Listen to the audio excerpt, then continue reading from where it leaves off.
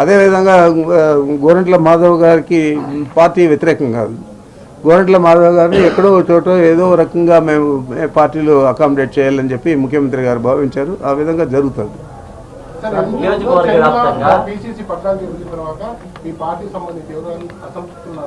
వాళ్ళంతా కాంగ్రెస్ పార్టీలోకి వెళ్ళే అవకాశం ఉందని చెప్తున్నారు.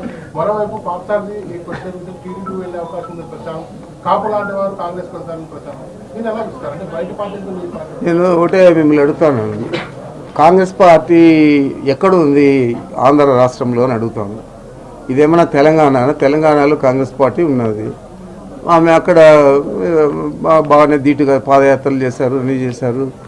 కాంగ్రెస్ పార్టీలో తర్వాత మద్దతు ఇచ్చారు, అన్నీ చేశారు. ఇక్కడ కాంగ్రెస్ పార్టీ ఎక్కడుంది? ఎవరన్నా అసమ్మతివాదులు ఉంటే ఒకరు చేరితే చేరచ్చు. కానీ 3 అంకెల మించి 75% కాన్స్టిట్యున్సీల్లో ఓట్లు పడలేదు. 400, 500 అట్లా వచ్చాయి. ఇంకేదైనా 25%లో ఎక్కడైనా ఓ చోటనా కాంగ్రెస్ పార్టీకి ఆంధ్ర రాష్ట్రంలో డిపాజిట్ వచ్చిందా? ఎవరు వ్యక్తులు వచ్చినా ఎవరు చేసినా కానీ కాంగ్రెస్ పార్టీ కూడా ఒక నేషనల్ పార్టీ, ఒక వ్యక్తితో అది ప్రభావితం కాదు. మరి ఏదైనా ఉంటే కాంగ్రెస్ పార్టీలో ఏదైనా మార్పులు చేర్పులు అనుకునే విధంగా జరిగితే అది ఇంకా 10-15 సంవత్సరాలు పట్టొచ్చు. అంత లోపల ఆంధ్ర రాష్ట్రంలో కాంగ్రెస్ పార్టీ ఉనికి సాటుకోవడం చాలా కష్టం అని చెప్పి నేను భావిస్తాను. ఎంచేతంటే కాంగ్రెస్ పార్టీలో మేము కూడా చాలా సంవత్సరాలు పనిచేసాం, చాలా పదవుల్లో కూడా పనిచేస్తాం, పార్టీ కోసం కూడా చాలా ఎక్కువగా పనిచేస్తాం. మొట్టమొదటిసారి సోనియా గాంధీని రాజకీయాల్లోకి తీసుకొచ్చినప్పుడు తిరుపతి సభ కూడా నా ఆధ్వర్యంలోనే జరిగింది. ఆ రోజు నేను జిల్లా కాంగ్రెస్ అధ్యక్షుడిగా, ఆ తర్వాత దివంగత ముఖ్యమంత్రి మా నాయకుడు రాజశేఖర రెడ్డి గారి పిసిసి అధ్యక్షత. మరి అవన్నీ చూసాం కాబట్టి ఈరోజు ఉనికి కోసం తాపత్రయపడతాం తప్ప కాంగ్రెస్ పార్టీ ఇక్కడ చేయగలిగింది ఏమీ లేదు.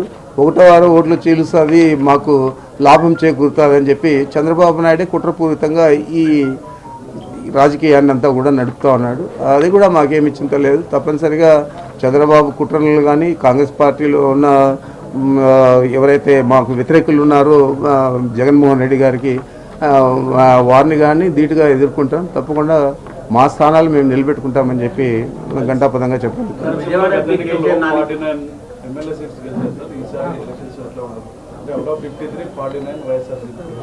రాయలసీమ ఎప్పుడు కూడా అదే స్థానాలు గెలుస్తామని చెప్పి మేము ప్రయోగాత్మకంగా ఏం చేయలేదు. నిజంగానే ఒక ప్రాక్టికల్గా మాకున్న అంచనాలతో చేశాము. అనంతపూర్ జిల్లా చూడండి, అంతకుముందు అనంతపూర్ జిల్లాలో ఏం లేదు వైఎస్ఆర్ కాంగ్రెస్ పార్టీ పరిస్థితి అని చెప్పారు. మరి ఈరోజు సీట్లు మార్చిన తర్వాత కూడా ఈరోజు మీరు బేరీజ్ చేసుకుంటే 1-2 తప్ప అన్ని స్థానాలు కూడా గెలుస్తూ ఉన్నాము.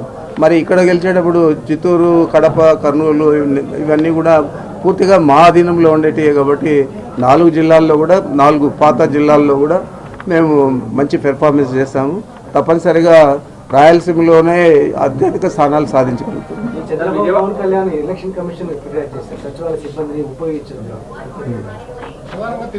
మేము సచివాలయ సిబ్బందిని ఎక్కడ కూడా ఎన్నికల కోసం ఉపయోగించడం లేదు.